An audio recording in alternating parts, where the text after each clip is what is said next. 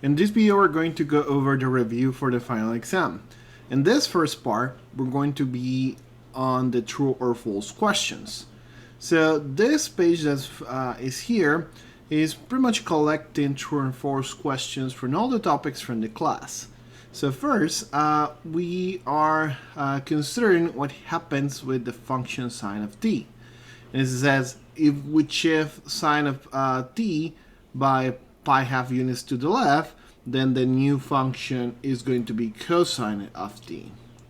And this is actually true. And if you remember, you can kind of actually see that into play. Let me just pull this here. Let's see if I can just write y equals sine of x. And so this is the sine of x, right? So if we're going to shift this pi half unit to the left, we're pretty much adding pi half, right?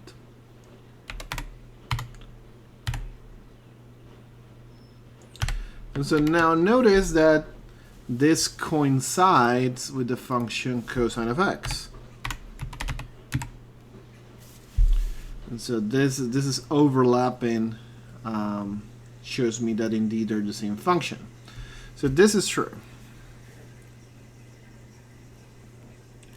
Now let's use that to answer the second question. It says the period of a sinusoidal function is the distance between two adjacent minima. This is also true. If you remember the initial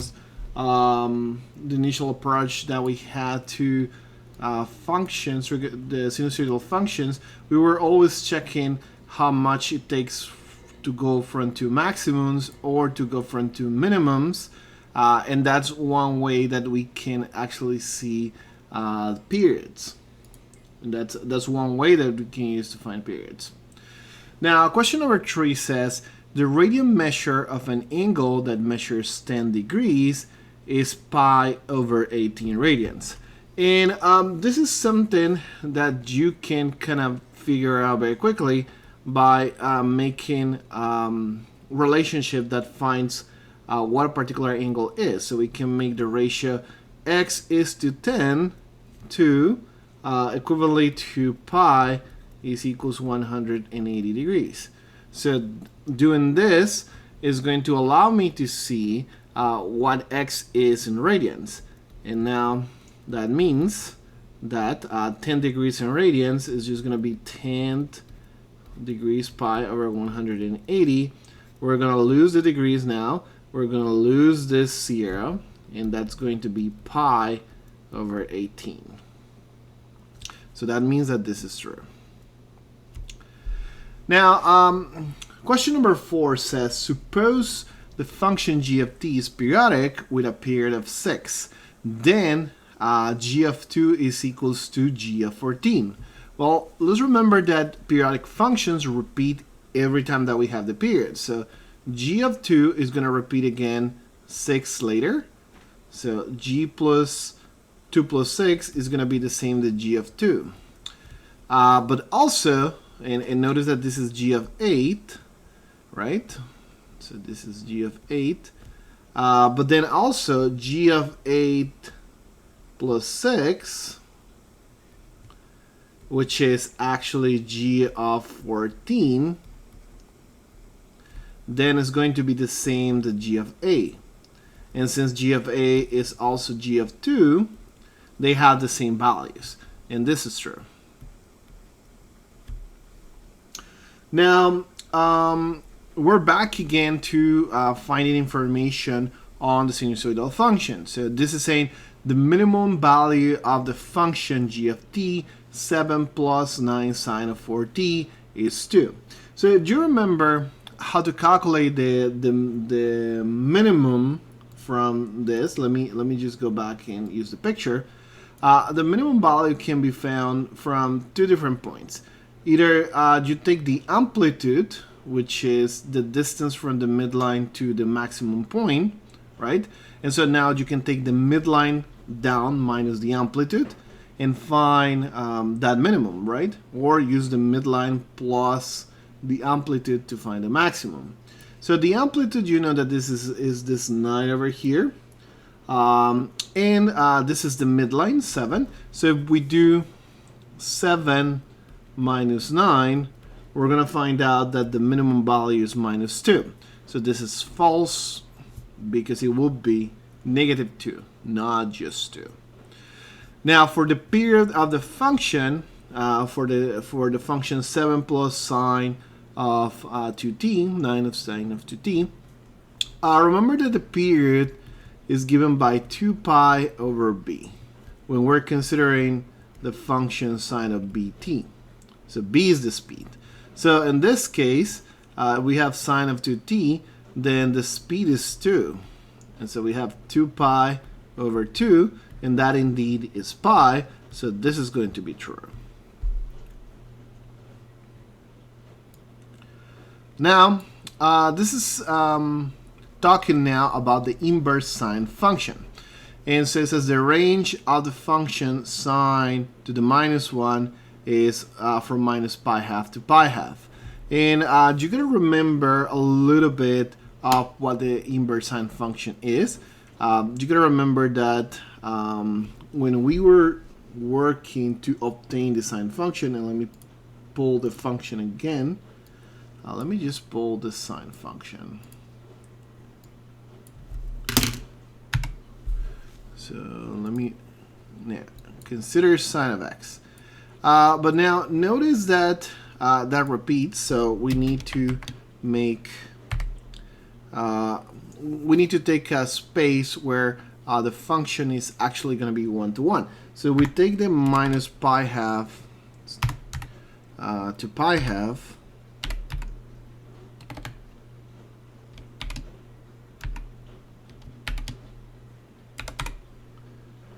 Then we do see that this is a 1-to-1 functioning here.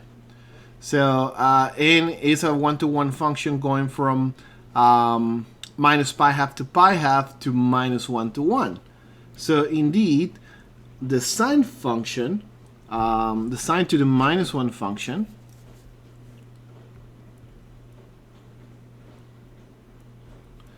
goes from minus 1 to 1 to the interval minus pi half to pi half. So this is true. Now, question number A is an identity, or it's finding values of the cosine if we have the sine. Initially, you can think, well, is this going to be true? And notice that sine squared is 1 over 3, cosine squared is 2 over 3. Well, that makes sense. Yes, it does make sense, because remember, you have an identity that is sine squared plus cosine squared is equals 1. So really, cosine squared can be seen as 1 minus sine squared. And if sine squared is 1 over 3, then I can see this as 1 minus 1 over 3, which is 2 over 3. So this is going to be true. Now, number 9 says, for any number, we have the tangent of x is equals to cotangent of pi half minus x. And this is actually true as well. But one of the things is how we find that this is true can be done in very different ways. Of course, graphically, if you're using Desmos, then you can do that. But if not, one of the ways is actually use double angle identities, if you will, or just remember what is happening when you do pi half minus x. So if I go back to the graph, and let me just go back to when we had before. So instead, let me use this. So notice that pi half minus x, sine of pi half minus x, is really like a cosine. So sine of pi half minus x is equals a cosine as well. And similarly, if I have, let me say cosine of pi half minus x, then this is a sine. So if I have now cotangent of pi half minus x, right, which is what is being asking here, then I can realize, oh, this is the tangent function. Notice, it is a tangent function. It goes from minus pi half to pi half, and it goes from minus infinity to infinity. So this is going to be true, and that will be the easiest way of realizing that that is happening. The relationship between tangent and cotangent is just flip around that pi half, and that will be enough to achieve that. The complicated way will be actually find out what is the cotangent of pi half minus x, right? And then that is easier done by doing cosine of pi half minus x over sine of pi half minus x. And then you'll have to do double angle identities here. So this will be cosine of pi half, cosine of x, and then plus sine of pi half, sine of x.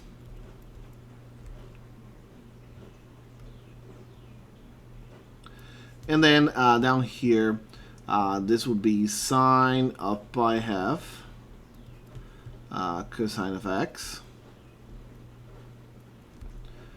and then minus cosine of pi half, sine of x. And then notice that cosine of pi half is 0, so this goes away. This goes away, and sine of pi half is 1. So this is just going to be sine of x over cosine of x, which is tangent. And that's the other way to prove that that is true. Now, the domain of the tangent to the minus 1 is minus pi half to pi half. Yeah, sorry, minus infinity to infinity. Yes, that's true.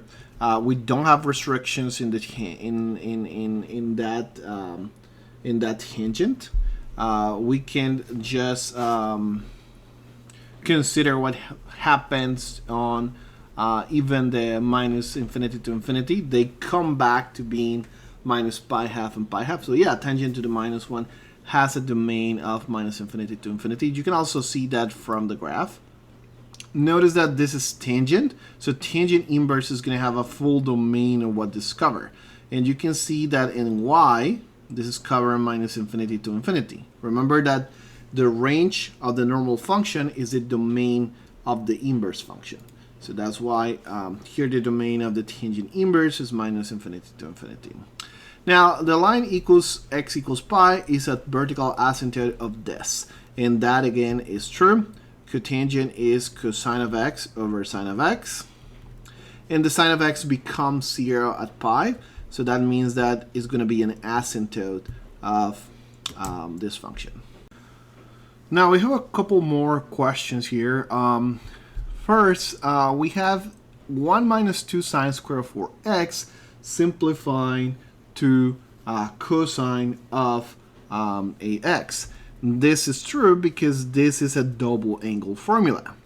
And so remember the double angle formula that we're using here is cosine of 2 theta equals 1 minus twice sine square of theta, right?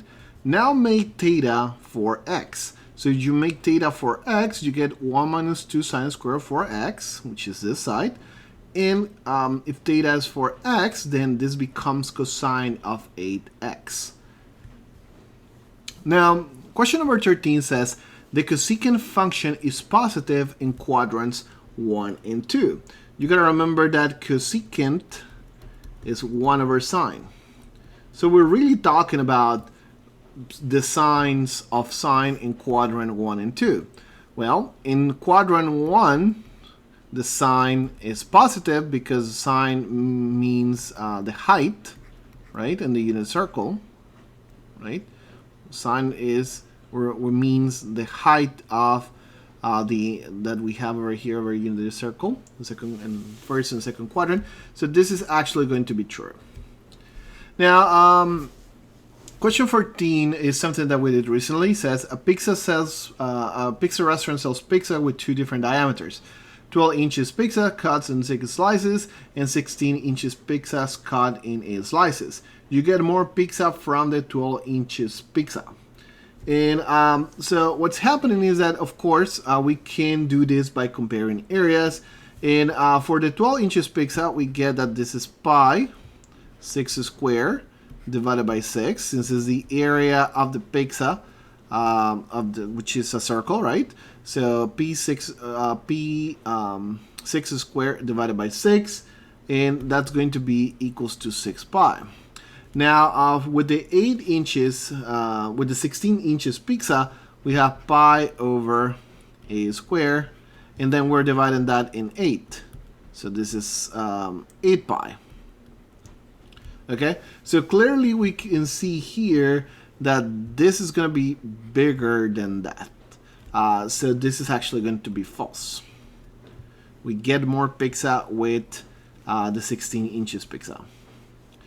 Now, this says when the reefing of a main cell, if the height is reduced by 10%, then the area is reduced by 10%, and this is false. And we saw this in the past. This is the example of the boat. Remember, is the boat, and we are reducing the main cell from this to this.